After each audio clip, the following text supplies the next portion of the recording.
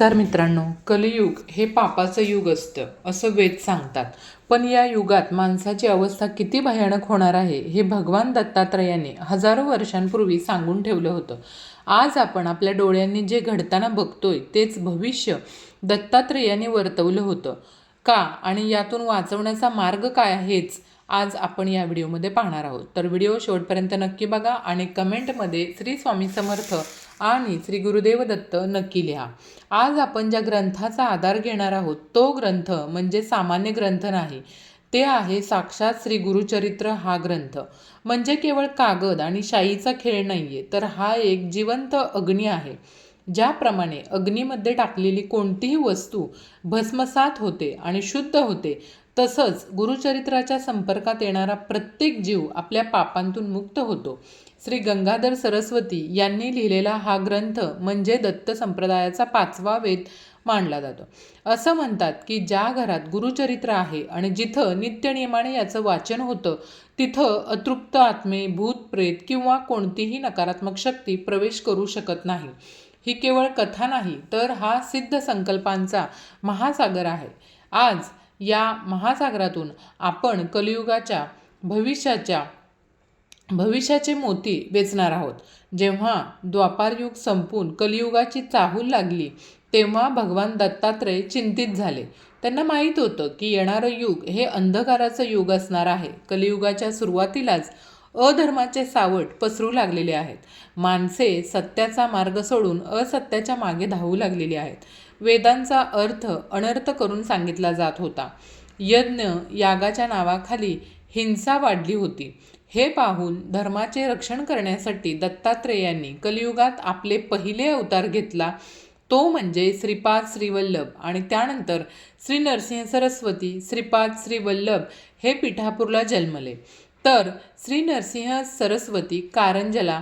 या दोन्ही अवतारांचं कार्य आणि उद्दिष्ट एकच होतं, कलियुगातील भरकटलेल्या जीवांना मार्ग दाखवणे.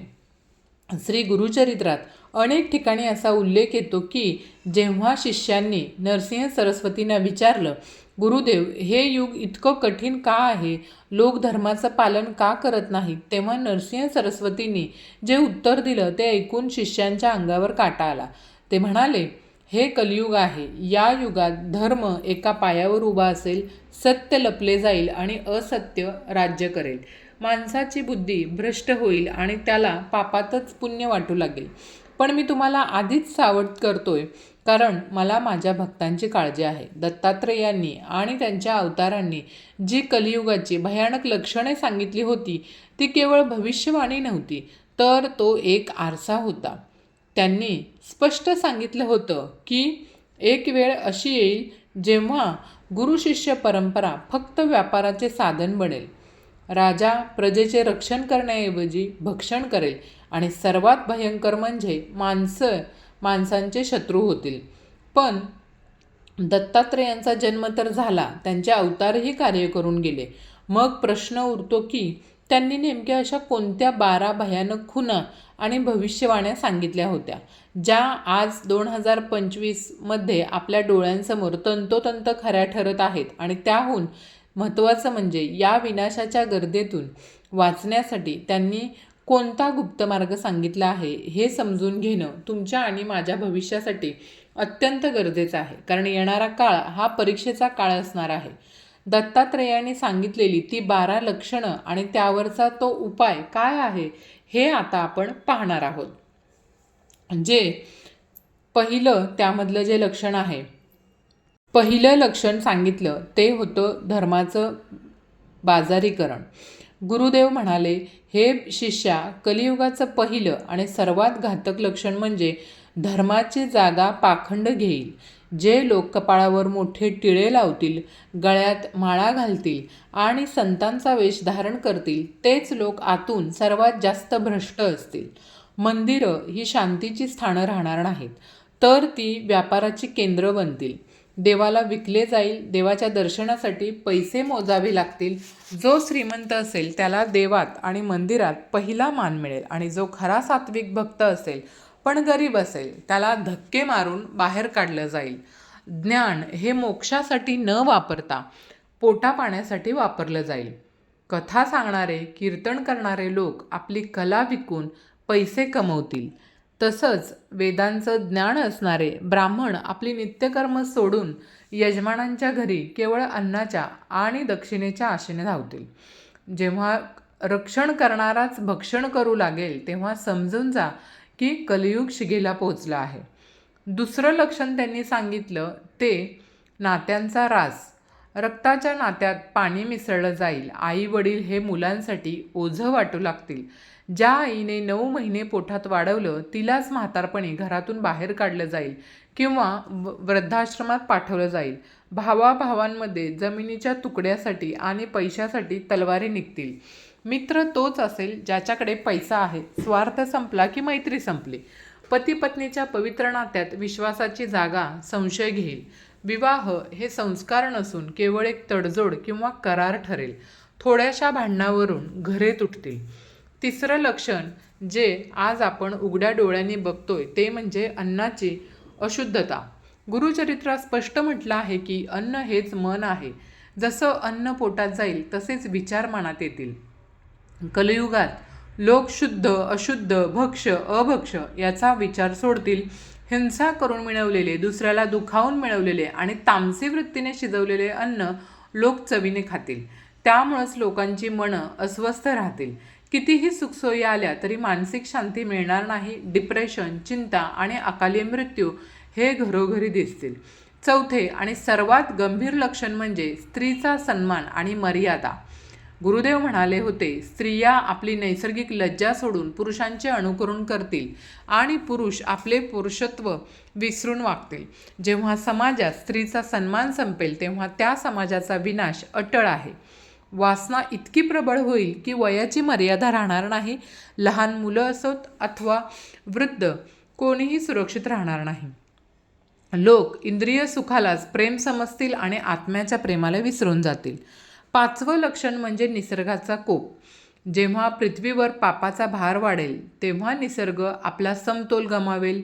अवेळी पाऊस पडेल, नद्या आटतील, जमिनी नापीक होतील.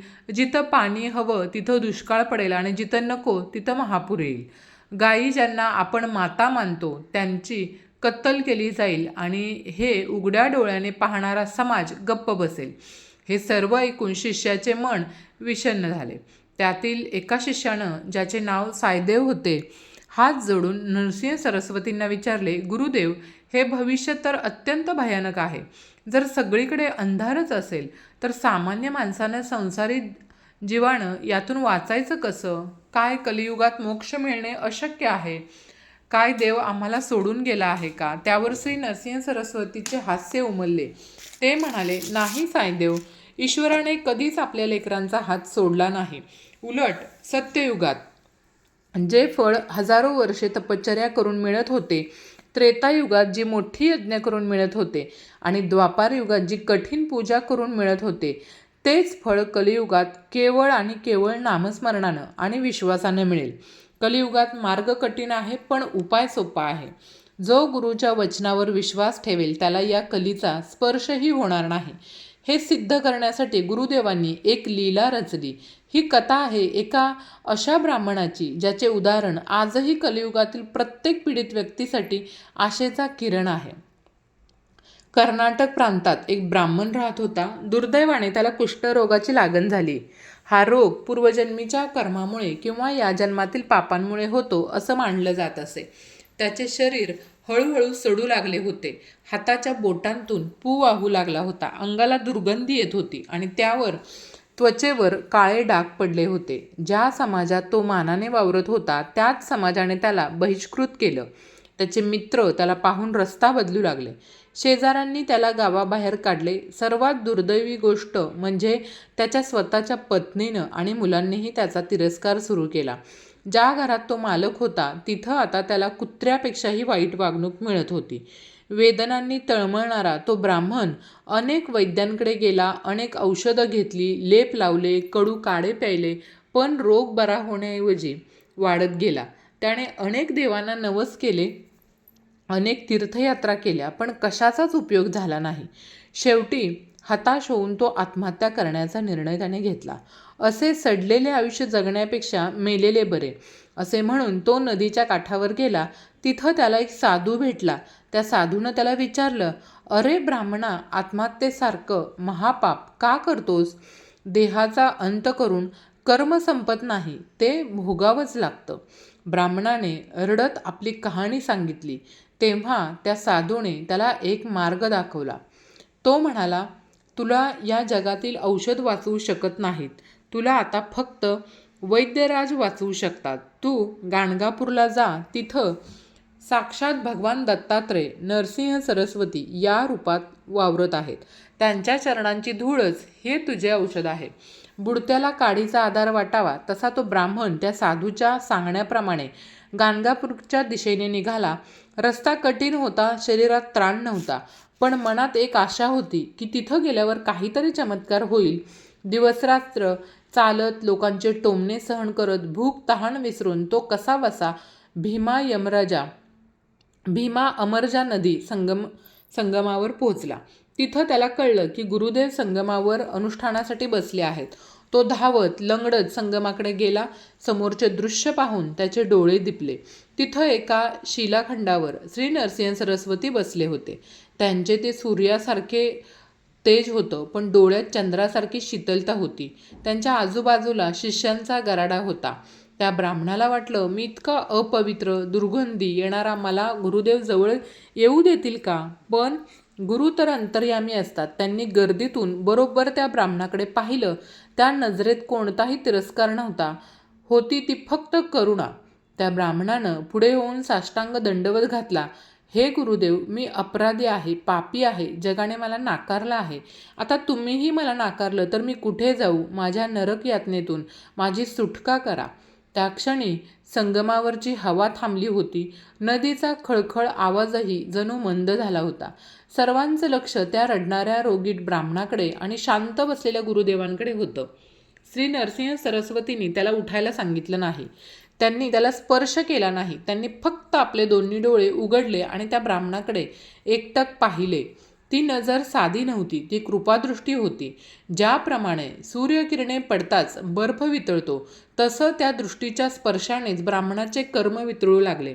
गुरुदेवांनी आपल्या कमंडलूतील थोडंसं पाणी हातावर घेतलं आणि मंत्र म्हणून त्या ब्राह्मणाच्या अंगावर शिंपडलं.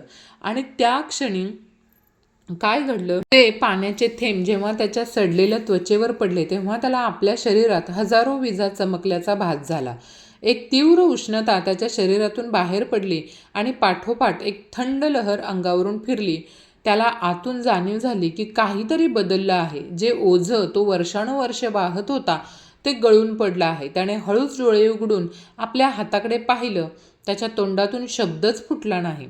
जिथं मगाशी जखमा होत्या, पू वाहत होता आणि त्वचा काळी पडली होती, तिथं आता सोन्यासारखी चमकणारी तेजस्वी त्वचा आणि त्याची बोटं सरळ झाली होती. दुर्गंधी जाऊन तिथे चंदनाचा सुवास येत होता.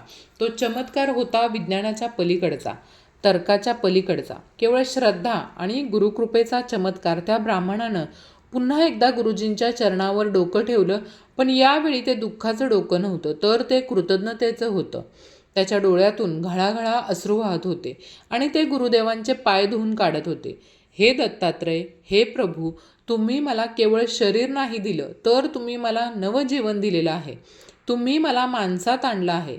तो हुंदके देत बोलत होता. नरसिंह सरस्वतींनी स्मित हास्य केले आणि म्हणाले, बाळा, हे माझ्यामुळं नाही तर तुझ्या विश्वासामुळं झालेलं आहे. तुझा अहंकार त्या रोगासोबतच गळून पडला. जेव्हा जीव पूर्णपणे शरण येतो तेव्हाच ईश्वराचे द्वार उघडते. ती बातमी वाऱ्यासारखी पसरली. जो ब्राह्मण कालपर्यंत समाजासाठी अस्पृश्य होता, तो आता तेजस्वी कांती असलेला तरुण झाला होता. लोक धावत येऊन त्याचं दर्शन घेऊ लागले. ज्यांनी त्याला हाकललं होतं तेच आता त्याच्या पाया पडू लागले. हे पाहून सर्वांची खात्री पटली की कलियुगात गुरुशिवाय तरणारं कोणी नाहीये.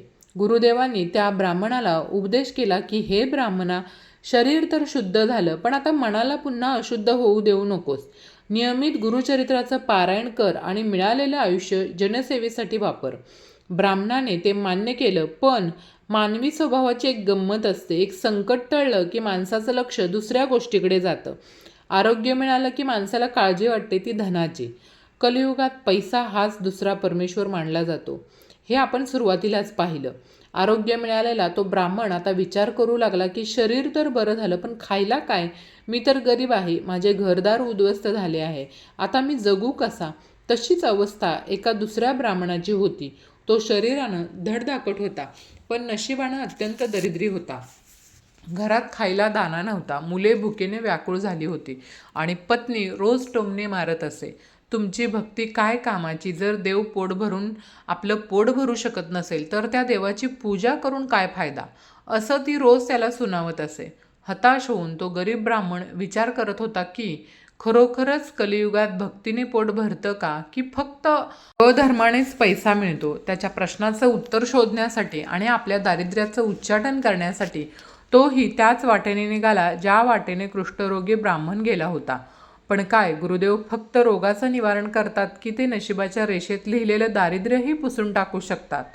गुरुचरित्रात पैशाबद्दल आणि समृद्धीबद्दल दत्तात्रयाने कोणता गुपित मंत्र सांगितला आहे?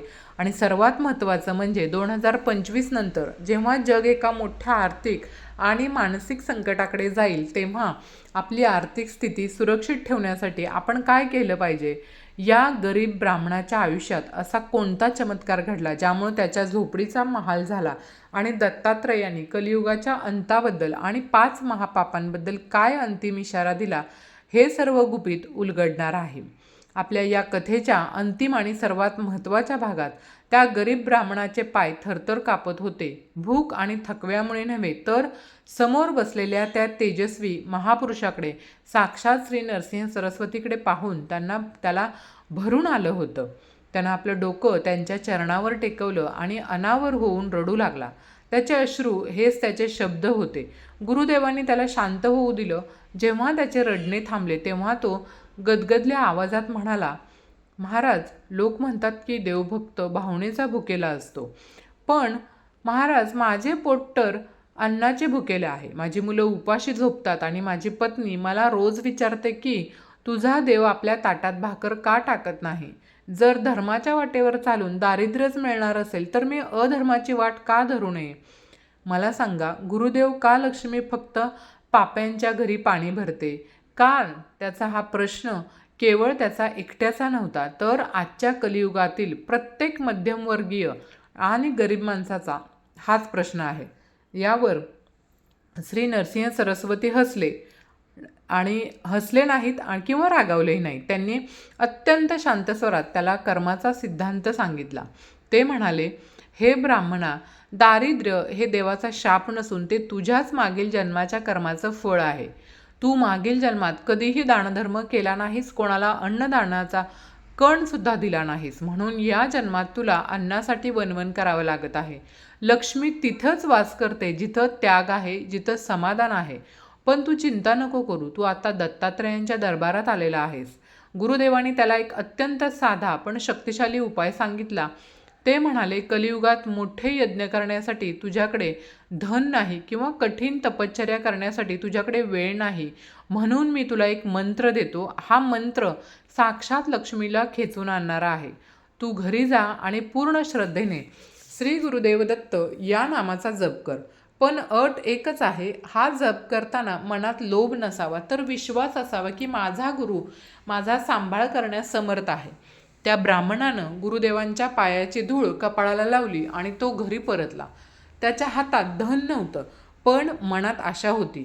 त्याने गुरुदेवाच्या आज्ञेप्रमाणे जप सुरू केला. सुरुवातीला काही दिवस काहीच घडलं नाही. त्याची पत्नी त्याला हसली, बघा, अजून एक वेळ घेऊन आले, पण तो डगमगला नाही. तो जप करत राहिला आणि मग तो चमत्कार घडला, ज्याची नोंद गुरुचरित्रात सुवर्ण अक्षरांनी केलेली आहे. एके दिवशी तो आपल्या घराच्या पडक्या भिंतीजवळ बसून जप करत होता. अचानक एक साप तिथून सरपटत गेला आणि एका बिळात शिरला. त्या सापाच्या भीतीपेक्षा त्याला कुतूहल वाटलं. त्याने ती जागा खणून पाहिली. थोडं खोल खणताच त्याच्या कुदळीला एक धातूचं भांडं लागलं. त्यानं माती बाजूला सारली आणि पाहिलं तर तिथं सोन्याच्या मोहरांनी भरलेला एक हंडा होता. हे धन चोरीचं नव्हतं, हे धन कोणाला फसवून मिळालेलं नव्हतं, हे त्याच्या पूर्वजांचं धन होतं, जे आज गुरुकृपेने त्याला परत मिळालं होतं. श्री गुरुदेव दत्त या मंत्राच्या स्पंदनाने त्याच्या घरातील नकारात्मक ऊर्जा नष्ट केली आणि लक्ष्मीचा मार्ग मोकळा केला होता. ज्या घरात खायला दाना नव्हता तिथे अन्नाची कोठारे भरली. पण त्या ब्राह्मणाने यावेळी चूक केली नाही. त्याने या धनाचा उपयोग गरिबांना अन्नदान करण्यासाठी आणि धर्मकार्य करण्यासाठी केला.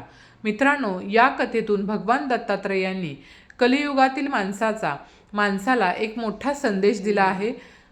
तो म्हणजे पैसा मिळवणे गैर नाही, पण तो नीतीने आणि गुरुकृपेने मिळवला तरच तो सुख देतो.